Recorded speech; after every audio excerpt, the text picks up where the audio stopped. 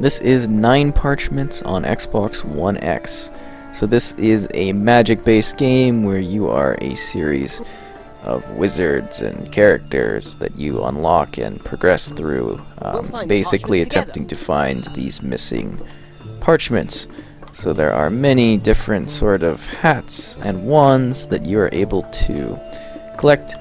As you progress in the game, it encourages multiple playthroughs. All of the different wands, well, basically staffs, I guess, have different properties and abilities to them that definitely change up how you combat all your enemies.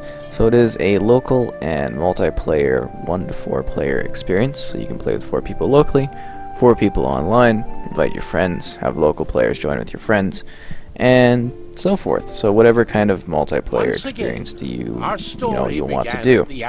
So this is the start of the game, as I thought this would be the sort of most appropriate way of getting going. So right now, I will show off the kind of item system here. So you have your items, and then you have a skill tree, where you put in points, and that lets you basically increase your players' strength, your spell power, how fast things recharge, your health, bonuses, and so forth.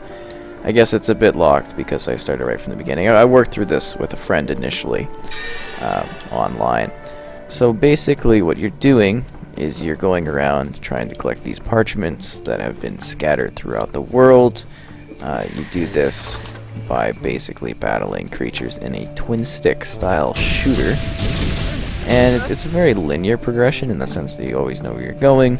And while some people might like something that's a bit more, say dynamic, I'm fine with this as it works well for telling a straightforward and sort of exciting story.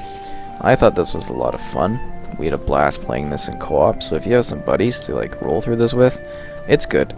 It's not too challenging, but there are moments of difficulty in it, and a number of kind of difficulty options for you. Whether you want easy, normal, hard, or even a more intense hardcore style thing. There's minimal cutscenes, except for kind of the key points telling you what's going on, but we're going to skip that and continue. After each round, you get told what your scores were, your damage. There's team killing, which is a lot of fun, because we would zap each other with lightning to stun one another, or straight up accidentally kill each other, but This must be the craziest thing I've So ever with done. this being on Xbox One X, the game is just simply stunning. Check. This is one of the most Punch for beautiful one. games I've Check. played. Travel The guides. style of the Check. locked artwork is just Academy left behind. beautiful. I Parchments mean, Xbox. it's a lot easier to make something that's a bit less dynamic in the sense of this, but I don't want to cheapen at all the quality of the visuals and the depth. I mean, just look at the water, and it's sort of this visual treat the entire way through that you're going. It brings a locked native 4K at 60 FPS, and it's just beautiful. Even on base hardware at the 1080 at 60, it's a good looking game. And my friend was always amazed because he's playing on the One S, but being on the One X, this is just simply stunning. I mean, the visuals are just impressive beyond belief. I'm, going over the top with it, but it's really cool. So to continue going forward, you kind of move through these areas. You're battling creatures. You can blink, which is like a teleportation. You have a number of spells available. Each wizard has their own set of spells. After you collect each piece of the parchment, because obviously the 9 parchments, you get an additional spell, and then your wheel is full of just a pile of spells that you've selected. But on the weird flip side of that, it's kind of strange that when you quit, or if you get disconnected or something and you rejoin, you have to repick your spells, which is kind of annoying because it's I have a selection of spells that I like, and then I lose them, and I'm and you're kind of crippled by not having particular spells that you had access to, which I find very, very odd. Aside from that, the campaign is quite long. It encourages multiple playthroughs if that's something you're interested in. I don't particularly care for playing games over and over, but the option is easily available to do so. And I mean, it's fun enough that I wouldn't mind doing it again. So you move around, shooting things in the twin stick. You aim and then you trigger to shoot.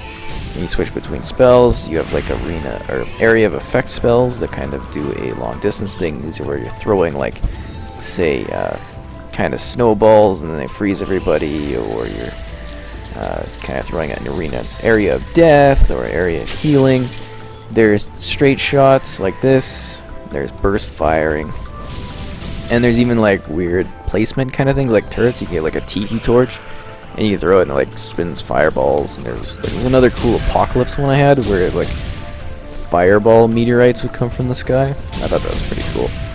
So another layer on top of the combat to make it even more interesting is the fact that certain creatures are immune to kind of certain things. Keep in mind this is really easy, guys, because it's like the first level. It's basically just after the tutorial. See how this fire guy is immune to my fire ability, so I have to switch it up. This can get quite intense in the end game if you have a lot of ultra abilities that are, say, you know, lightning focused, and then you fight like a room full of lightning creatures. You're gonna have some problems because your abilities aren't going to be kind of equipped for it, which I find gives an extra level of challenge. But just like look at this, and the environments, they vary greatly. You get these luscious tropical areas, and then you also get like there's snow places, there's swamps, there's inside kind of tunnels where there's molten lava and minecarts that you go on. And it flows very well. The level design is good, it's straightforward, you're not going to get lost, and you're just kind of moving through it, firing away. I like the narrative. I wish there was a bit more storytelling to it, because you just kind of get like a 2-bit kind of thing, and then your characters chat with one another. They do like a 2-second banter, and then you're just like spraying the entire time. And I mean, I don't mind it. I think it kind of works fine here, but would have been nice just to have a bit more of a narrative integrated into it. I think it's kind of cool going around being a, you know, wizard, just going psha psha psha psha, firing your spells, leveling up, and enjoying this just gorgeous environment. I mean, look at this; it's just crazy. And this isn't even one of the most like complex areas that you get to visit. Some of them are just like crazy, and they do some cool like effects. You see in the foreground how the tree's kind of available. There's one time where there's like parrots that are sitting there like rocks, and it's just really, really cool. Collectible wise, you're looking for quills, kind of grant bonuses every once in a while, and the same with chests, like either give you XP or items. There's health pickups and mana pickups too, as you can see with that little sort of parchment there. Moving forward, and just like the setup and presentation is beautiful on this. Like little tiny details in the world, I think are just stunning. It's quite something to look at. Very, very visually impressive, and it was certainly worth the bit of a wait on this one as opposed to some of the other platforms. Oh, another cool thing is you can like cross the beams, you know, kind of like a joke on Ghostbusters there, and you can do that with your teammates or the enemy. So there's a lot of variation in how you deal with things, and once you reach the end of every few levels, you have to deal with a sort of boss in order to get your parchment level. These aren't too difficult, but they do vary quite a bit, and you get some distinct styles with the various bosses, which were fun. And I think that feature was sort of well implemented in here. Ooh. There's a lot of enemies to face, and they're very distinct in this. And they're a little bit more crazier once you have like multiple people playing at the same time. I really did have a good time even playing this with just one friend and kind of rolling through it very quickly. But if you had a 4-player team, it would be just really cool. So here's the end game, or the end gate for the game, this particular level. And then you get to see kind of my stats of how I did and the teamwork stuff. And who was the worst? I guess I was the worst. That's nice. And I did level, so I get to use that on my skill tree. Ooh. Plus 5% maximum health? Oh, yeah. And I guess we're finished. And you can see in this loading screen kind of the progression of all the levels. There's a lot of levels here.